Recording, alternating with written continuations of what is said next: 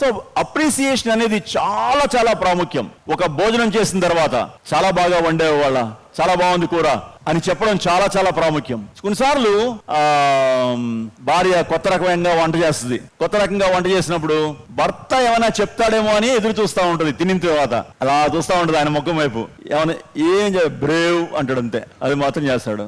అదే ఇంకా non verbal communication. అంటే అప్పుడు ఇక ఏమి ఇంకా అడగట్లేదు కాబట్టి తనే అడుగుద్ది, ఏంటండి కొత్తగా ఉండే వాళ్ళు ఏమన్నా అంటే, నేను అదే అనుకుంటున్నాను, ఏదో కొత్తగా ఉంది అది అప్పుడు అంటాడు.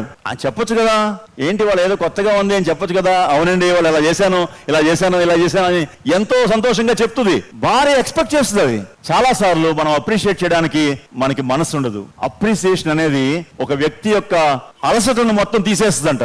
ఎంతో కష్టపడి చేసిన అప్రిసియేషన్ లేకపోతే అది ఎంతో డిసప్పాయింటెడ్ గా ఉంటుంది. అప్రిసియేషన్ చాలా చాలా అవసరం. భర్తకి అవసరం, భార్యకి అవసరం. ఒకవేళ భర్త ఏదైనా ఒక మంచి మెసేజ్ ఇచ్చాడు చర్చిలో, లేకపోతే ఒక చక్కగా ఒక రిట్రీట్ లాగా ఆర్గనైజ్ చేశాడు, భలే చేశారండి నిజంగా, మీరు నిజంగా చాలా చాలా బాగుంది అని అంటే, భర్తకి తక్కిన వాళ్ళందరూ అంటున్నది ఒకటి, భార్య అన్నది ఒకటి.